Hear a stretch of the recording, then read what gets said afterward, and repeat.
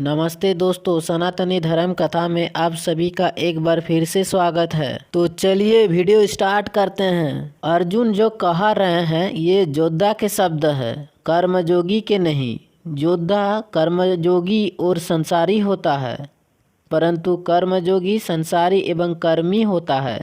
वास्तव में ब्रह्मनिष्ठ होता है। कर्म एक ब्रह्मा प्रकृति है और ज्ञान आंतरिक सत्य। अर्जुन शास्त्र और युद्ध विद्या में निर्गुण है, ब्रह्मा विद्या में नहीं, और कृष्ण उनको यही सिखाना चाह रहे हैं। अर्जुन कह रहे हैं कि गुरुजनों को मारना पाप है, इससे तो भिक्षा का अन्न खाना अच्छा है। परंतु वो यह भी जानते हैं कि भिक्षा की क्षत्रिय के लिए निषिद्ध है।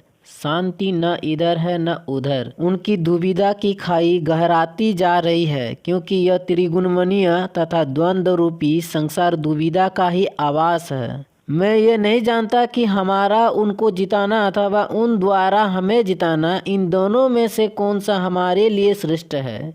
जिनको मारकर हम जीना भी नहीं चाहते, वे धृतराष्ट्र के पुत्र तथा संबंधी हमारे सक्षम खड़े हैं। कायरता के दोष से अपहत स्वभाव वाला वो धर्म के विषय में भ्रमित मोहित चिंता वाला मैं आपसे पूछता हूँ कि जो निश्चित रूप से श्रेय है वो मुझे निश्चित करके बोलो। मैं आपका शरण में हूँ, मैं आपका शिष्य हूँ, मुझे शिक्षा देकर कृतज्ञ करें। दुविधा में अर्जुन को कायर बना दिया है। न जीत में कल्याण दिखा, न मैदान छोड़ने में, न राजा बनने में, न ही भिक्षु बनाने में। जीत हार और यश तथा अपयश तो अस्थिर मन में ही होता है। अतः संकटग्रस्त विषाद युक्त अर्जुन अब शिष्य बनकर श्री कृष्ण भगवान से निश्चित उपाय की भीख मांग रहे हैं। द्रोणाचार्य अर्जुन के युद्ध विद्या के गुरु थे, परंतु अत्याधुनिक संकट की गहन गुथी तो अत्याधुनिक गुरु ही सुलझा पाते हैं। शरणागत का संकट सुलझाना गुरु का कर्तव्य है। यहाँ अर्जुन ने विशेष दो चीज़ें पूछी है, धर्म के बारे में ज्ञान और अपने लिए कल्याण। वास्तव में ये दोनों बातें एक ही है, क्योंकि जब मनुष्य धर्म जान लेता है तो अपना कल्याण उसको स्वयं ही उसमें दिख जाता है, क्योंकि धर्म अपने और दूसरे के कल्याण में अंतर नहीं देखता। आगामी 2 श्लोकों में हम देखेंगे कि अर्जुन अति व्यवस्थित होकर युद्ध करने के लिए विरक्त हो जाते हैं। जो अज्ञान वंश ही गीता में संख्या योग का उदय 11वें श्लोक में होता है। संख्या योग का दिव्य ज्ञान भगवान श्री कृष्ण के ही मुख से अमृत रूप से यहीं से आरंभ हो जाता है, क्योंकि 7वें श्लोक में अर्जुन सच्चे शिष्य के रूप में भगवान श्री कृष्ण से दिव्य ज्ञान की रचना कर रहे हैं।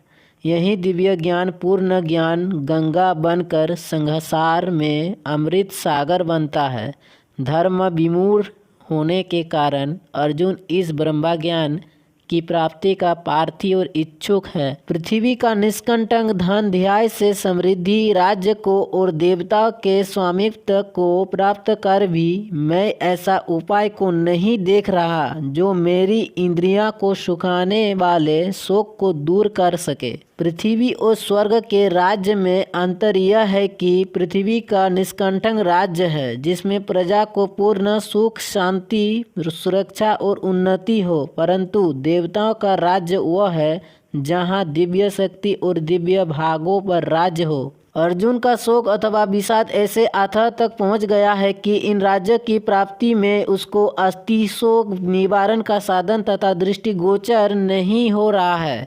अर्जुन के मन की इस समस्या स्थिति ऐसी है कि आत्माजनों के मरने तक का विचार उससे इतना व्यवस्थित कर रहा है कि तो उससे उन्हें युद्ध में मरने की क्या आशा रखी जा सकती है। परंतु ध्यान में रखने की बात यह है कि संसार में बहुत सारे लोगों के साथ ऐसा होता ही रहता है, क्योंकि जब भी संकट आता है तो चंचल मन निश्चल नहीं रह पाता। श्री कृष्ण भगवान को जो आत्मावान है वो यही भली भांति जानते हैं कि मन का स्वयं कठिन है, क्योंकि 4 तर्क इधर से, शून्य 4 उधर से, तो इधर उधर ढल जाता है। क्योंकि यह संसार जो अणुओं से निर्मित है वो वास्तव में चंचलायमान है। प्रकृति की वास्तविकता ही परिवर्तनशीलता प्रतिपल प्रकृति में परिवर्तन है और मन तो ही प्रकृति। यह अर्जुन तो ऐसे समाधान की खोज में है जो इनको इंद्रियों को सुखाने वाले शोक से मुक्त कर सके।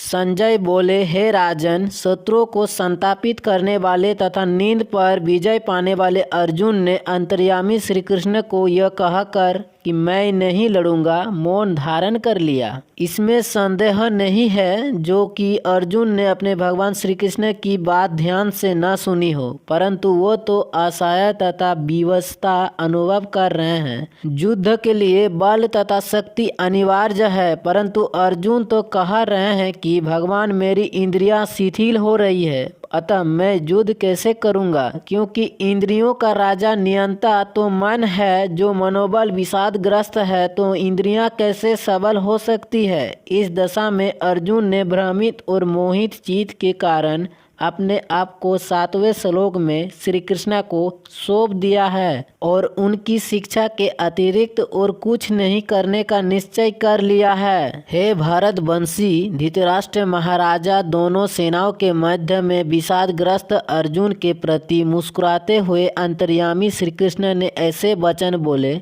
यहाँ मुस्कुराते मुस्कुराते शब्द और संबोधन हरिकेश सोचकर प्रयोग किए गए हैं। भगवान अतएव हंस रहे हैं कि अर्जुन ने शिष्य बनकर उनसे ज्ञान प्राप्ति की विनती की है। अब वह संघर्ष उसे ज्ञानी विवेकी बना सकते हैं, अर्थात आत्मा और शरीर के अंतर को बता सकते हैं। हरिकेश का अर्थ अंतर्यामी है, जो प्राणियों के अंदर के भाव को जानता हो। भगवान अब अर्जुन के मन को आत्मा में परिवर्तित कर सकते हैं। मन का आत्मा ही बनना तीनों लोगों का सर्वोच्च उपलब्धि है। ऐसे उपलब्धि सद्गुरु के आशीर्वाद तथा दृढ़ तथा सच्चे शिष्य के प्राण पर निर्भर होती है।